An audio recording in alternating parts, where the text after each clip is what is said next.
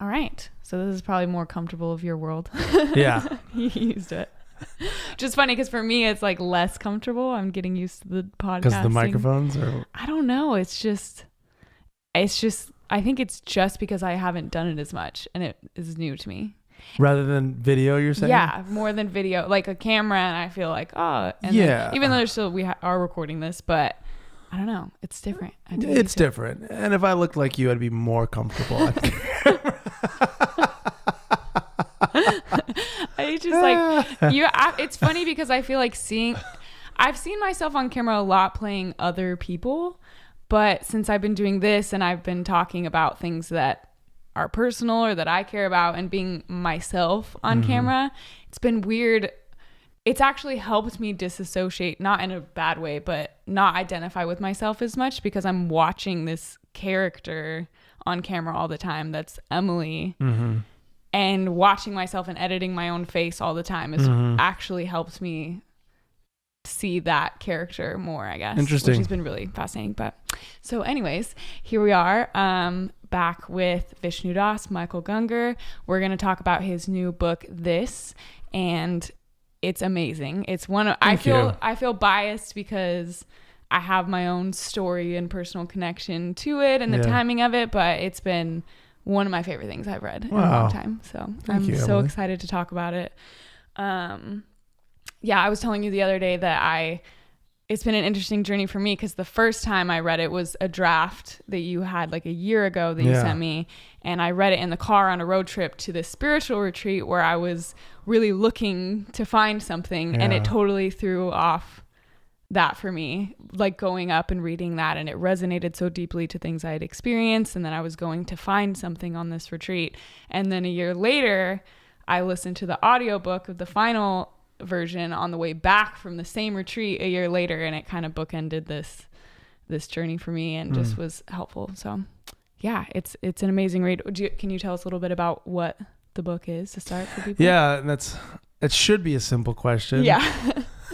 It's like you're supposed to have your elevator pitch for your book and your sentence or two, and I've come up with some, but it really is just about this. That's the name of it, and that's what it's about. And that's because that's a ridiculous thing to write about.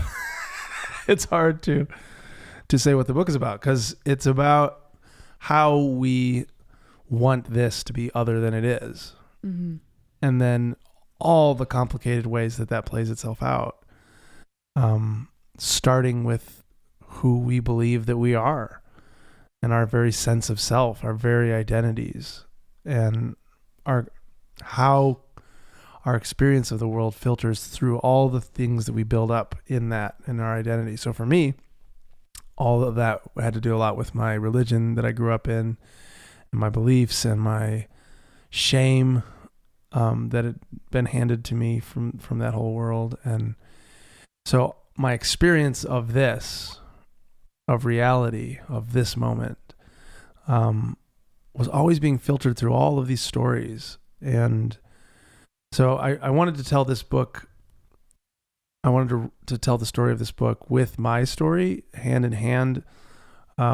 Because in a way I'm trying to talk about what can't be talked about. So it needs to find some kind of ground somewhere. So I wanted to ground it in my own story, in my own experience, and show how my experience of the unexpressible infinite now was always being filtered through all these stories that caused me a lot of suffering, and kind of told my journey of how those stories evolved through the years and how my experience of this changed as those stories evolved, as my grip continued to loosen on the stories that I found my identity within. And so all of that, it's all in there. There's story and parable and philosophy and all kinds of stuff, all to the end, in my hopes of basically, it's kind of written in a very personal way. Or it's kind of like a lot of it's in second person. And sometimes I call the second person beloved. Sometimes I'll be a little more casual reader or whatever, but it's basically to talk to the true you, which is the true me, the true self, the true isness, the true all that gives rise to all of us. Mm-hmm. And so I'm kind of that namaste thing, like speaking to the divine in you Mm-hmm. and in me, and to remind us who we are, Mm-hmm. and to call us back to the wonder and magic of this moment. Okay. That's a great explanation. Thank you. I was like, how am I going to summarize this book? I'll just let you do it. I'm sure you've had to do it before. Thank you. But so people who will pick up your book and read it will get a great idea of your story and kind of who you are. But for those listening right now who don't know you, how would you tell the brief synopsis fairy tale version of the story of Michael Gungor, just to give us a taste of your story up to this point? Yeah, so I grew up a pastor's kid in central Wisconsin, in this tiny little town. We were in this weird church on the edge of town, and my dad was Puerto Rican in this tiny white, like, Lutheran town. We were the charismatic, weird people on the edge of town. This Afro Puerto Rican dude with this like crazy church. And I started playing music there. So I learned how to play music in church, these like revival services and long hours of improvising with the band, and went to college for music and ended up working for a church while I was going through college as their music leader. And through all of that began to write some original music and record it, and started getting gigs and started touring, and that was a really successful endeavor. Like, all of a sudden we're Grammy nominated Christian musicians. And during all of that, my worldview was kind of falling apart, because there's a whole bunch of reasons why that was, but at the end of the day, I couldn't hold on to my faith anymore that I had been handed, even though I was incentivized with every single realm of my life to do it. So it was a really slow, hard deconstruction of all that, because my claws were really deep in it, because it was my social world, it was my financial world, my marriage, my deepest relationships were all in that world and dependent on that world. For me to not believe in God was like the worst thing. I might as well be a rapist or something. Like, it was the worst to be an atheist. That means you're out. You're hard out. So I fought that so hard, but I eventually. I'm so sorry. No. That was my antibiotics alarm. It's important. You need those. Yeah, I'm a guy. I would forget about antibiotics. I probably will now. I'll remind you when we're done. Thank you. Yeah, so losing my faith, but then experiencing some of the fallout of that in my life and everything at the same time as us having a special needs daughter, and moving because there was drama with where we were at in our world, and our world was falling apart, and the world battered me to a point where I just couldn't keep trying to hold it together, and kind of just, it reminds me of those that words of Jesus where it talks about, unless a grain of wheat, unless it falls to the ground and dies, it remains only a single seed. And I was this like separate guy trying to make the world into a world that I could be happy in and love, and craft a God that I could believe in and love. And I just kind of couldn't do it anymore. And there was like a sort of death. And in that, I discovered life, capital L, self, capital S, God, which was just this. And it wasn't an achievement. It wasn't something that the ego did or could take credit for. It was more that I saw through the illusion of the Michael Gungor story of all the things that I thought there was the I that was trying to make the world a certain way. And I kind of saw the mechanism that was doing that. And it couldn't actually be truly said to be me. And that sounds esoteric if you haven't seen that. Yeah. But I try to tell it in the way in the book that leads step by step to hopefully people will be able to see something about what I mean when I say that. I think that's a big important part of it, because I've seen a lot of other people and have gone through myself what it looks like when you try to own that as an ego, as an experience you had, or this is me that is this, and it doesn't work, because I think that's why I've had so many of those experiences where I saw that, but then somehow convinced myself that I made it up or something, because my self couldn't make sense of that memory as if it was something that I experienced. So then I ended up dismissing it. Or you see a lot of people that are, as there's different people would call it different things. Ram Dass would say an enlightened ego, or I've heard some people say mystical pride, where you think that you are me, Emily Capshaw, is God, and not you though, but me, because I had this experience. And so I think it's important to acknowledge that when we do see that firsthand, that it's something outside of ourselves seems to be an important piece. So there's nothing that the ego would love more than to get the gold star of enlightenment, and because that's like super high up on the ladder. Like I see how it truly is, and I really am the special one, and that's what the ego's up to. It's like my favorite page in Be Here Now is the one where he talks about Sam Jones. You know what I'm talking about? Have you seen that? Where he says this drawing of this hippie man, Sam Jones, and he talks about that experience when you go in with your ego still on, go through the door with your ego still on. Oh, gotcha. And he goes, there's Sam Jones next to Jesus and God and Gabriel, and then Sam Jones. It's so funny to me, because that's and he says that's how you end up in a mental institutions, because you think people are like, you're not God. People don't like it when you say you're God. Especially if you're an ego saying it separately, it is pretty messed up. It doesn't make people feel happy and comfortable in our constructs. So cool. So what would you say is the person who should read this book? Who is this book for?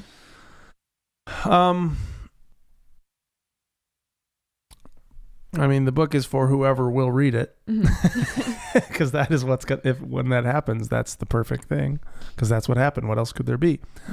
But I think the kind of person that's going to tend to be helped by this book are probably seekers, probably people that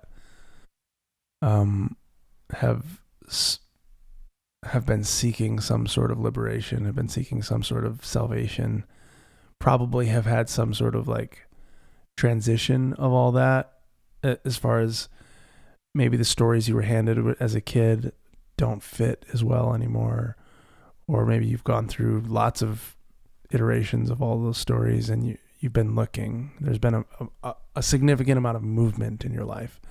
It's not really for people, I don't think. I wasn't writing it in a way that I would think would be extremely helpful to somebody who hasn't done a lot of, like if there's no self-empowerment, there's a place in life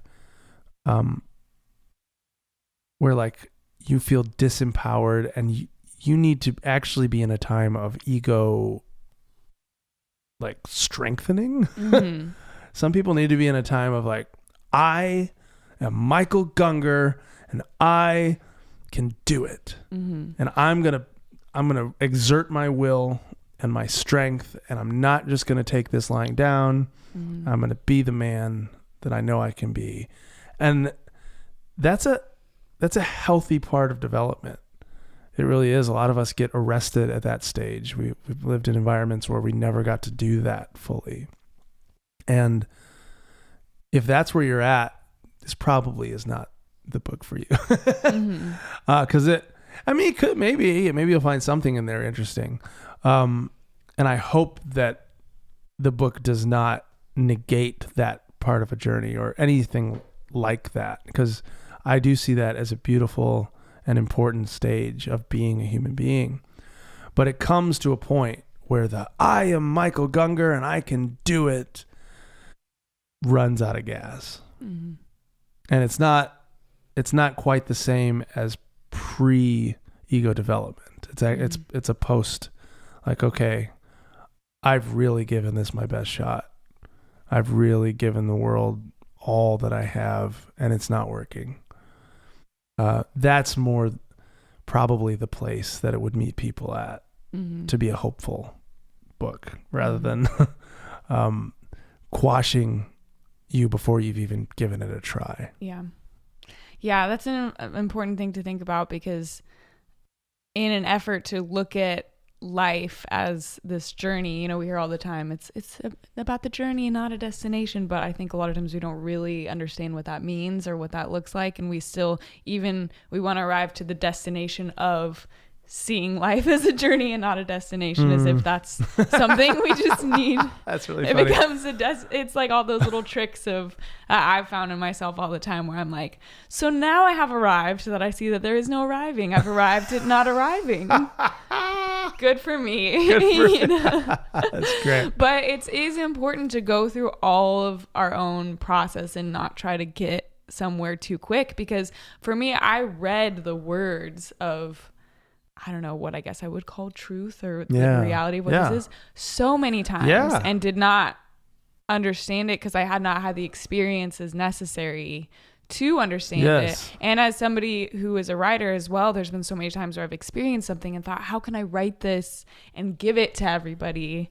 But you can't. Words can't do it. You have to have the experience to make sense of that. And when you have, the words can be very helpful to make sense of that or kind of clarify it or crystallize it, I've found, but only after you've experienced it. Yeah. So I went through this whole thing of, why even write? Because it's not helpful. But then I think about all the times that I've experienced something that's so beyond anything I've ever felt, and then somebody's words will kind of slip into my head, and I'm like, oh, that was what they were writing about. And or afterwards I'll find something just happens to fall into my life in perfect synchronicity, and then it makes sense to what I had experienced. So there's that kind of dance between words, the role of words, and the role of experience, and how they can aid each other, but one can't really go without the other, I found. But yeah, that's good. One thing I've feel like I've learned over the last few years is how when we look at what we are making, what we're creating, I do a lot of creating things in the world, the podcast and the music and whatever, the book, whatever else. And it's really easy to tell yourself a story about why you're doing it that is one step removed from yourself. And certainly those things exist. That I do have a desire to help people. I do have a desire to see people free and in wonder of their lives and at home in their lives. But if I only think that's why I'm writing, and I ignore my own desires and my own ego and all that's right here in right at the place that it's being created from, it's easy to become self-delusional. And so the longer I've been doing this, the more I pay attention to that first step of like, I'm really writing this for me. I found that just like why does anything do the butterflies that were migrating from Pasadena up the coast, why were they doing it? There's not really a why. It's just they're just doing it, and there's this genius to all of this, and it's just happening. But in the experience of that, any individual butterfly, it's probably like, they're not obviously not in these thoughts, but there goes my friend. I'm going too. I want to be with them. You know, I want to, there's just like this. Yeah. Okay. I'll be with you. And we're all doing this. And so why I create is coming from this very like, that's what this organism does. Just like an orange tree grows oranges. Podcasts grow on this thing. Yeah. And books grow off of this thing. Exactly. But I've tried to be more honest and direct, that all my aims aren't, when we turn them into these like grand stories of I'm going to change the world, I'm going to change people's lives. I actually think it strangely makes us less effective at doing that, because we're not really in touch with the source of where it's coming from. Yeah.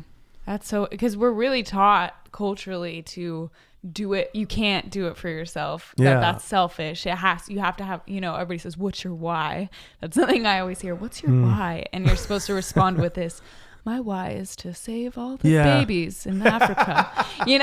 Like to some really climate change noble why. And somehow that's going to magically make everything fix happen, the world, and I've had a lot of hard times, especially coming from the church world, trying to align the things that make me happy with some greater purpose of like, what is acting to help? Well, I bet I could come up with something to tell people, trying to fit that into that box. And so it's so freeing to just create because you want to, and create what you want because you want to, and it allows you to just be satisfied by the fact that you made it and not have this expectation that then somebody needs to be moved by it, or however number of people need to acknowledge it. It's like, I did that. I feel satisfied.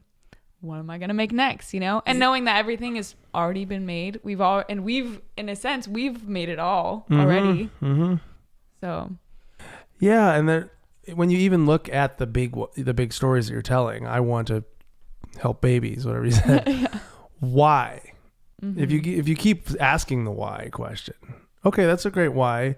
Why do you want to help babies? Well, because I love babies, and it makes me feel good to see a baby happy. And why do you like feeling good? Yeah. Like it still just comes back to you at the end and your own desires, and your ego is going to be a part of that mix. Yeah. And so the closer that you pay attention to that, then you can at least be like, I've got all these conflicting desires. I've got desires of fear in my ego.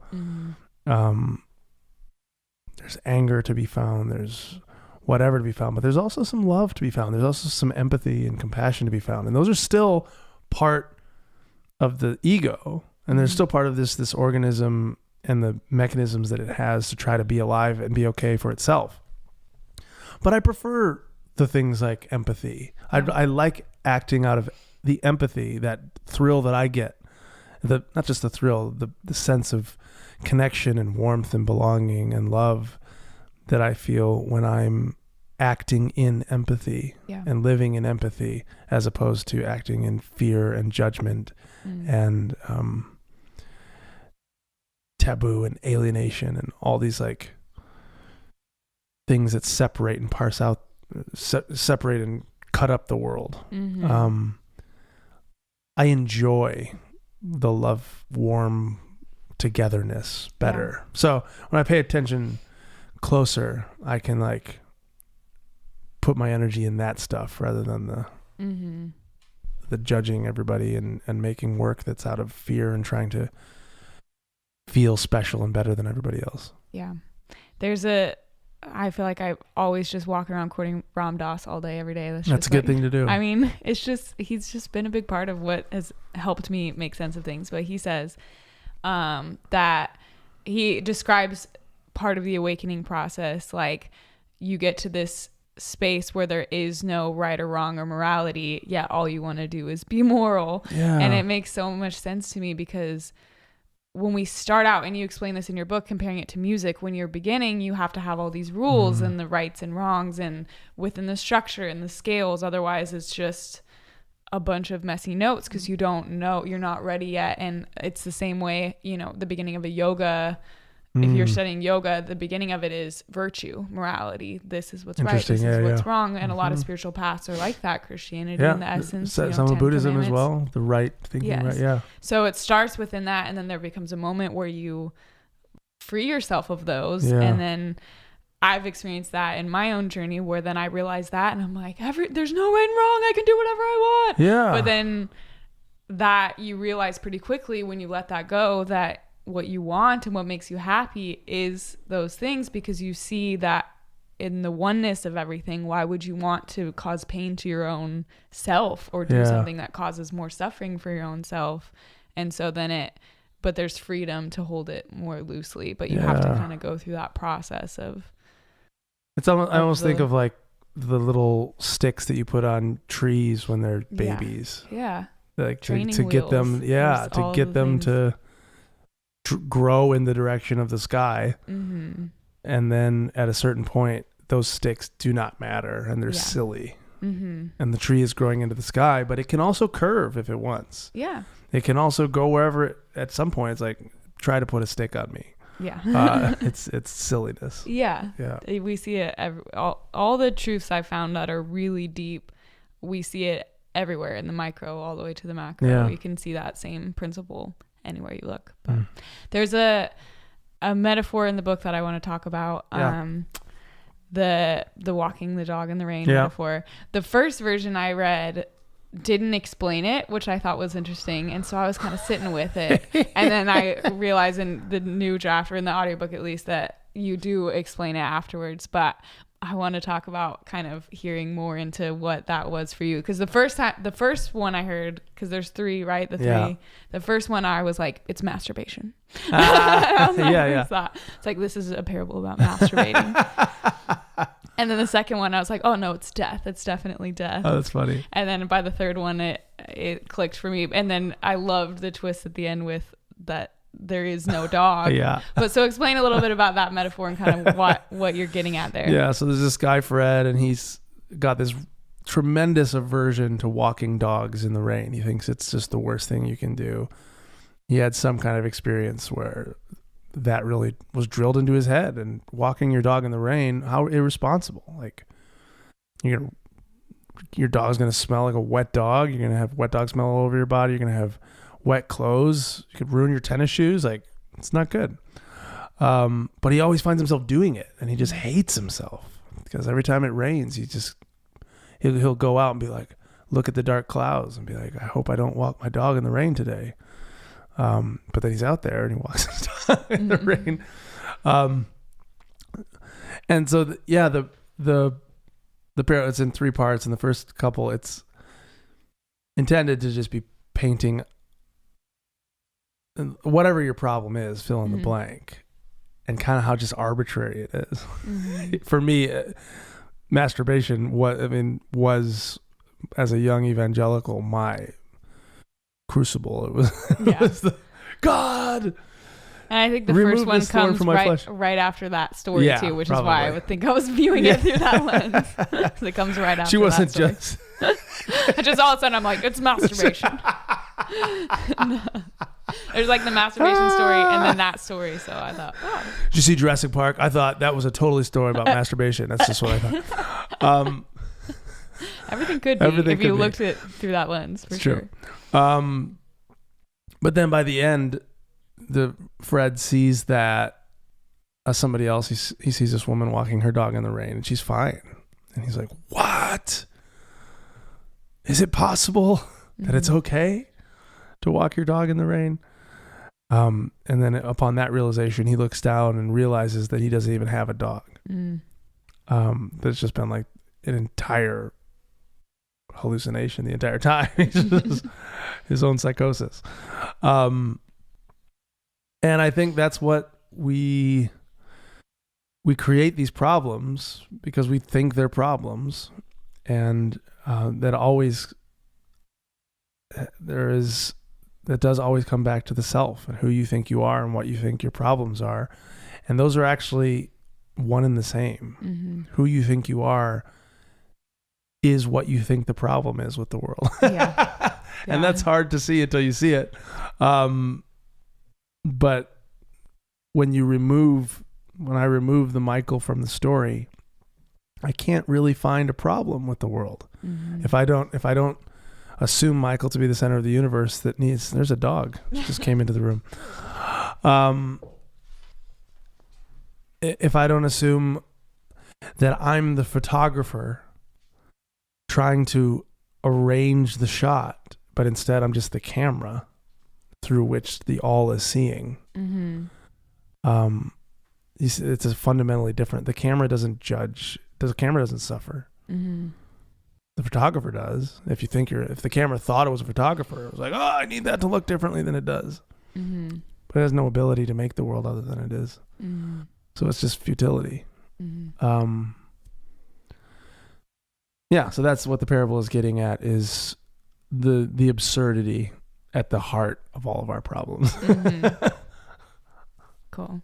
I like that in the book you still talk about a lot of kind of magical possibilities. You use all these different examples of, I think at some point you talk about there potentially this whole thing being a galaxy on like the butt of a baboon or something. But I like, because I think a lot of times people hear something like this is all there is and think there's no magic about the world, or think it, and I like that you still include all of this unknown. Yeah. That there still could be all these other things, and that's been something for me personally that I've fought with a lot, because I want there to be all this magic. And I hear all in kind of the woo conscious communities about all these, alien stories and like astral travel and all this, the powers, the cities that you can have, and the things to make this more magical. And it can easily become another that's causing you suffering because you're not in this moment. But there is, once I let all that go, then I found that there still can be magic in all of this, and possibility for all that we don't know. Because I thought, and a lot of people feel, that when you obtain this awakening or this enlightenment, that you become the all-knowing one and understand everything. There is no unknown or questions, which doesn't really seem to be the case. So is there still anything that bothers you about not knowing things, or that you wonder about? Or if somebody comes to you and says, hey, there's, that you can, if you close your eyes and snap twice, then you'll be in it, do you ever find yourself getting caught in the desire of those types of things? Or not so much anymore. I think about like Harry Potter, and I imagine it would have been funny if there was a character in Harry Potter that like rationalized all the magic all the time. Like, well, it's not magic, guys. When you say your Patronus charm or whatever, like, this is what happens. It's demonstrable in scientific studies. It's not magic. This is what happens. The wand emits this particle beam and it transfers into the, like, we're talking about there not being magic or not magic, as though two galaxies of stardust that have collected into like meat and blood and bone and brains with electricity can take the air from this ball soaring around this burning giant ball of fusion gas and take that air into its lungs and then expel the air through some vocal cords, creating sounds with the mouths into electronic instruments that somehow go into a computer and turn it into ones and zeros and fly through space into other people's ears. And then they can interpret make meaning of it. Guys, this is very normal. This is just boring. What can we find that's magical? It's like, what? So if you were in Harry Potter, what's the most magical situation you can imagine? You've got magic wands and you can fly and you can create deer out of the end of your wand. And now we're talking. Now that would be a magical world. No, you'd be done with that in a week. Yeah. You'd be like, what? But what else? This is not enough. Mm-hmm. Yeah. So coming to say this is all there is not to say what is figure outable. Mm-hmm. or even that what we can see is all there is. No, but if it is, that's what is. Yeah. And if you see it, you could either like love it or not. Mm-hmm. If you experience it, you could either love it for what it is or wish that it was something else and try to add to it and not be satisfied. So if we die and we end up on some baboon's ass for 1 billion years with crowns of gold, that'll be wild. And I'm sure a lot of us will get bored with it. Be like, oh, what is this? I wish we had a magic. Yeah. Or if we, whatever it is always just this. And the strange paradox at the heart of it is like, you can't see the magic of it until you stop trying to see the magic. Or not trying to see the magic. So until you stop trying to see something other than what it is. If you're looking for something else, you're looking for some other oneness. Yeah. You're looking for some other magic. Then you miss what's right in front of your face. And strangely, when you stop looking for something else and look at what is, you can see that it's the most magical thing you could imagine. Yeah. I love that. That's so important, I think, for all of us to hear. It's good. That's been a big thing for me I've just recently come to understand. I used to have this fixation about aliens. Like I really wanted to go be an alien on another planet and then I realized we are aliens. We are on a planet in space. Yes. We are. And I know. It's just, so there's probably some alien on another planet somewhere wishing that if I just didn't have this antenna and I had 2 eyes and, not 100 eyes, my butt instead of my mouth, then it would be awesome. Yeah. It's just, that'd be magical. It's the same thing of the that for sure. So I'm curious about if for the people that have had some sort of awakening experience or come to understand these things that we're talking about, what have you found is, because obviously the journey doesn't just stop, the seeking for something other might stop, but there seems to be, I've met a lot of people that would say that they understand this or know who they are. Some of those people are wildly egocentric and suffering still and caught up in all of these other ideas and things. Some people are just peace and love. And why do you think that is different? Do you still read spiritual texts? Is there anything that you're still kind of working on or seeking, or what's kind of the next step for those people? So for me, my practice is embodiment for the last couple of years. I think that so many of the great traditions you have these sages, mystics, heroes who have seen how it is. We see, oh, wow, look at the Buddha, he's enlightened. Look at Christ, he's God. Look at whoever. And then we start climbing the steps to try to get to where we think they want us to go, towards enlightenment, towards salvation, towards being Christ-like, whatever our stories are. And it's up to the ego to do that. And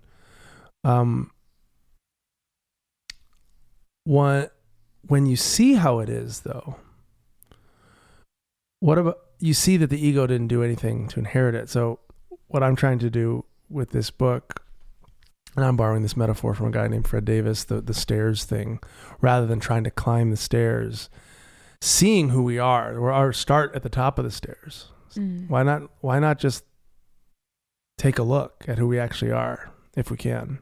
And that's what I hope this book can help some people do. Like, who are you under those stories? Let's start there at the top of the steps.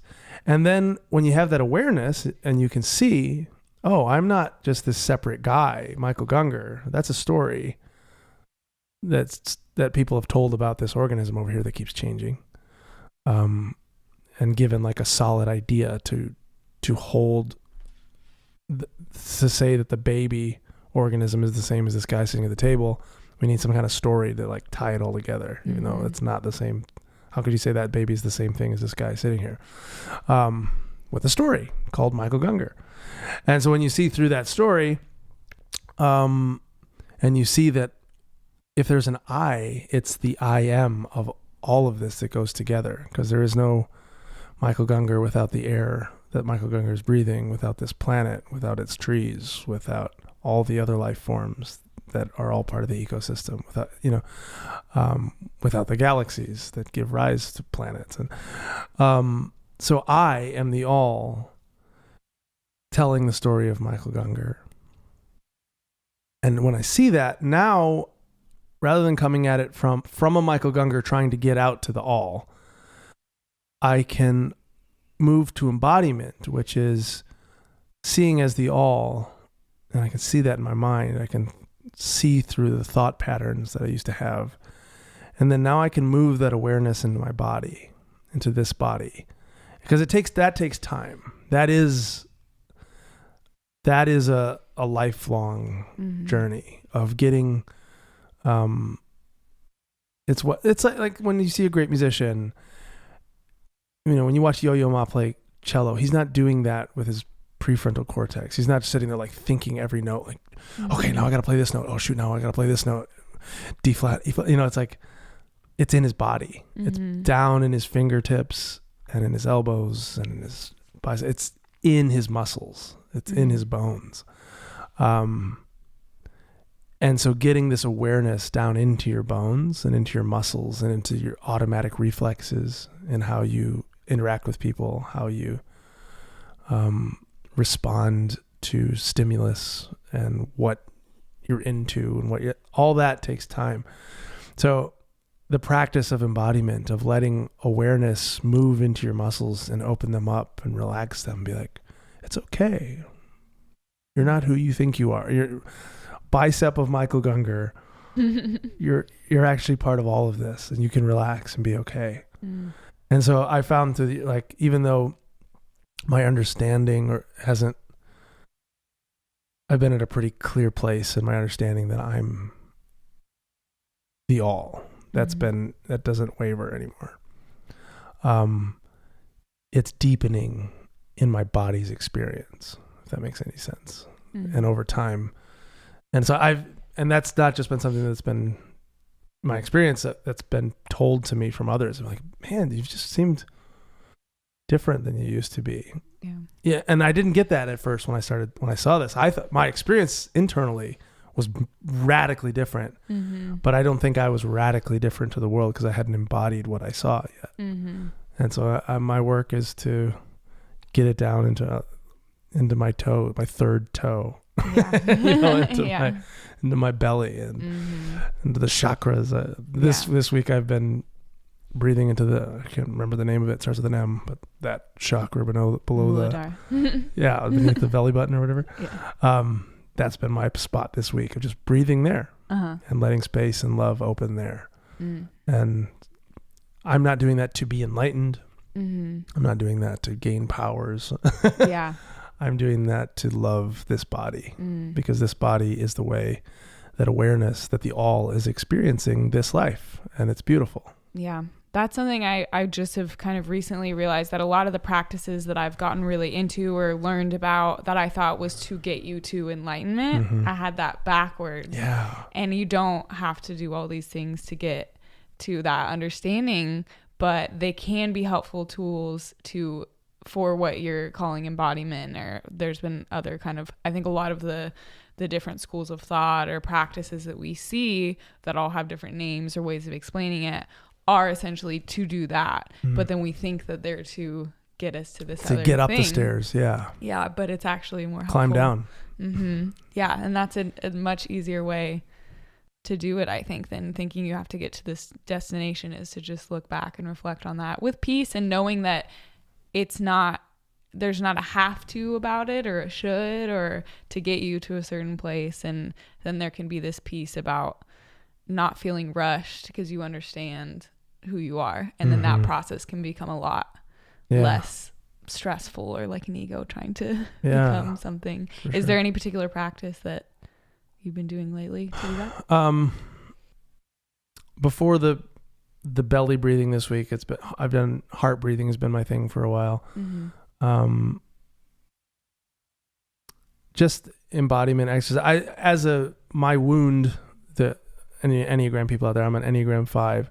And so my typical ways of being in the world have been about the head and about trying to figure out everything and turn everything into a construct. So I found that moving into my body with my awareness and really having my attention on the sensations in my body opens up all that I was trying to get at when I would try to turn everything into a thought. I was looking for this like transcendent okayness or whatever.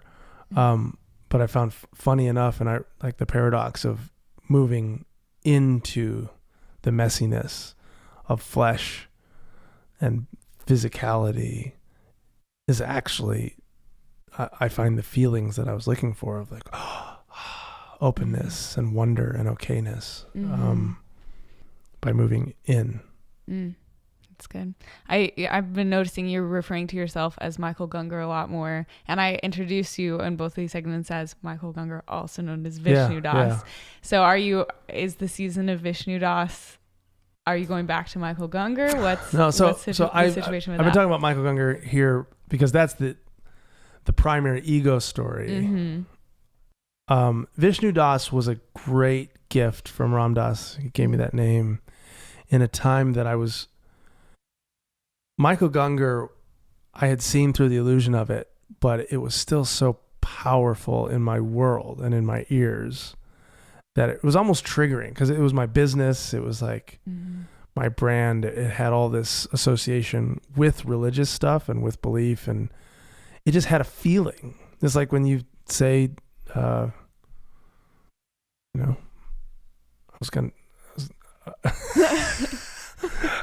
you say Pepsi. Yeah. It has a feeling to you of it's just a thing that you kind of know. You're not going to necessarily, unless you love Pepsi, you're going to have like this warm, Pepsi. You already have a feeling about it. Yeah. And I already had a feeling about Michael Gungor. So Vishnu Das was this refuge, a sanctuary for me to remember who I truly am. While some of the Michael Gungor shit was being worked out and calmed down. And so I love Michael Gungor. I love Vishnu Das. I don't tell anybody to call me Vishnu Das. If people know the story and they like to call me Vishnu, I love it. It's a beautiful name. It has beautiful story to it. But I don't need it anymore to be present to who I really am. It can be a helpful tool to get you out of that sometimes if it's... It was a very helpful tool at a time. It's not, I don't need it as a tool right now, but I love it still. Yeah. And it's beautiful. And I like to share that there's times people just say it casually and don't think about it, but there's also times people are like Vishnu, and I can tell that they are saying it from presence and seeing who I am, not this story, but the I am. That's in them as well. And when I hear that, and when we can share it, when I share that with another organism, that's beautiful. Yeah. So I'm not running from either one, but I don't need, for a time, it was a really great gift from Ram Dass and from my community, from you and our friends here that would call me that and would bring me into would just give me like a reprieve from the Michael Gungor story. Do you feel like being called Vish gave you all the powers of Vishnu upon you? I'm going to start calling myself Lakshmi Das so I can be super rich. Yeah, that's a good idea. That's how that works, right? Yeah. That I actually heard, it's funny because I think I used to laugh at people who'd be like, I had an awakening and now my name is whatever. Yeah. But I do see how it can be helpful as a tool to break you out of the monotony of the story, but then you have to balance it with not making that a new story. There was this shaman that I know was talking about a guy in a ceremony sitting with him the guy was from Rome. He was Italian. And in his experience, he realized that he wasn't himself. And he asked the guide in his journey, what is the name of my being? What is its name? And he heard, it's so funny because he heard in Spanish, Fulano del Tal. And he thought, and the music at the moment got all epic. And he was like, yes, I'm Fulano del Tal. It's the name of my being. And he went to the shaman who speaks Spanish and said, I'm so grateful I got the name of my being. And the shaman started laughing because in Spanish, Fulano del Tal means nobody, basically. It's like Joe Schmo or whoever. And the guy thought he was like, Fulano del Tal is my name. And then he found out later that it was nothing. Interesting how and why he heard that in Spanish. That's amazing. I thought that was a funny story because we experienced this of our true selves, and then we want to name that and make it another story, but it's wow. So he didn't speak Spanish? No, and so he just thought it was a name, but then the shaman told him. I mean, that's a legit name. It's like Joe Schmo or that's perfect in English, fulano de tal. Perfect. It's like wow. So I thought that was a funny story. Okay, well, last question before we wrap it up. I want to see if I told you right now that the whole world was listening to you, your own self. Essentially it is, if you think about it, but for the sake of the analogy, we'll imagine the separate world, all these listeners, everybody was looking at you, and you could tell them one thing. What would you tell them?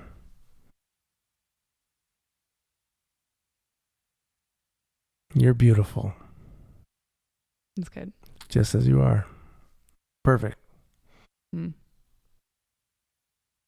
That's good. We all need to hear that.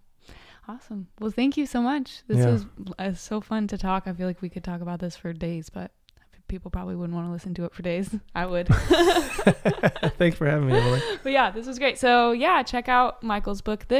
I would personally recommend the audiobook version. It's got some music, and just hearing him tell the story, there's something really beautiful about that. But the actual copy of the book is also a really gorgeous cover, and yeah, either one is great. So check that out. It's out now on all things. Amazon, all things. Yeah. So yeah. Thank you. Thank you.